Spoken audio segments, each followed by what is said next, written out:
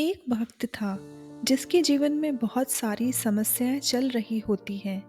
वह समस्याएं कभी खत्म ही नहीं होती थी। कभी घर में कोई बीमार रहता था, कभी सैलरी नहीं बढ़ रही होती है, कभी जॉब में झगड़ा होता रहता था। उसे लगता था कि समस्याएं खत्म ही नहीं हो रही है, जबकि मैं इतना भगवान का नाम लेता हूँ, इतनी पूजा पाठ करता हूँ, जाप करता हूँ, फिर भी भगवान मेरे ही साथ बुरा क्यों करते हैं। उसके आसपास के लोग उसे कहते रहते थे, मोटिवेट करते रहते थे कि तुम्हारा सब कुछ अच्छा ही होगा, तुम तो इतना भगवान की भक्ति करते रहते हो, तुम्हारा बुरा थोड़ी ना होगा।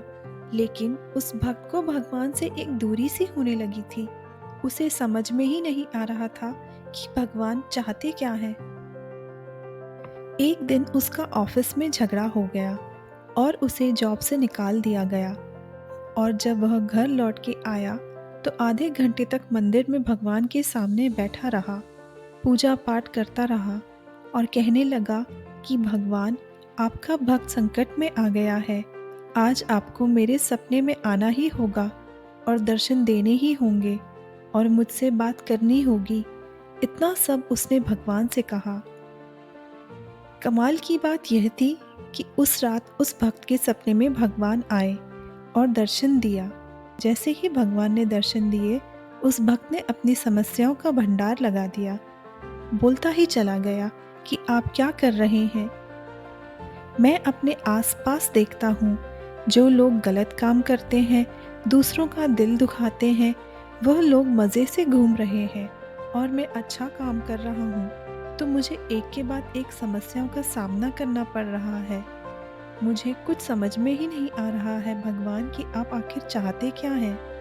भगवान ने कहा, यह तो चक्र है, प्रकृति का नियम है, घूमता ही रहता है, हानि लाभ को सहना ही पड़ता है।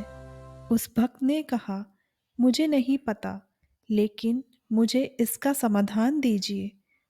भक्त की बातें सुनकर भगवान मुस्कुराए और बोले, ठीक है, मैं तुम्हें समाधान बताता हूँ। जहाँ भगवान ने भक्त को सपने में दर्शन दिए थे, उस दृश्य में एक बहुत ही बड़ा बरगद का पेड़ पीछे दिखाई दे रहा था। भगवान बोले कि तुम्हें ये पेड़ दिखाई दे रहा है। भक्त ने कहा, हाँ, दिखाई दे रहा है। भगवान बोले, तुम्हारी जितनी भी समस्याएं हैं उसे एक पर्ची में लिखो और वहां जाकर उस पेड़ पर बांध कर आ जाओ, फिर सभी समस्याएं गायब हो जाएगी। भक्त यह सुनकर बहुत ही खुश हुआ। फिर भगवान बोले, लेकिन मेरी एक शर्त है, और शर्त यह है कि वहां जाने के बाद अपनी सारी पर्चियां पेड़ में बांधने के बाद जब वापस आओ तो वहां से एक पर्ची उठाकर लानी पड़ेगी। यह एक एक्सचेंज ऑफर है। भक्त ने कहा, ठीक है, ऐसा ही करूंगा मैं। भक्त ने अपनी सारी समस्याओं को पर्चियों में लिख दिया और उस पेड़ पर बांध दिया। अब उसे इस बात की खुशी थी कि उसकी सारी समस्याएं खत्म हो जाएगी, जीवन में सब कुछ अच्छा हो जाएगा। जब वापस आने लगा तो उसे याद आया कि एक पर्ची उठाकर लानी थी। वह सोच रहा था कि कौन सी पर्ची उठाऊं। उसने सबसे छोटी पर्ची ढूंढी, लेकिन जैसे ही उसे लेकर चला, उसे लगा कि कहीं उसके अंदर कोई गंभीर बीमारी ना हो और मेरी जान न चली जाए। उसने उस पर्ची को वापस छोड़ दिया और फिर दूसरी पर्ची उठाई। फिर उसने सोचा कि कहीं इसके अंदर ये ना लिखा हो कि किसी अपने की मौत होने वाली हो। उसने डर के मारे उसे भी छोड़ दिया।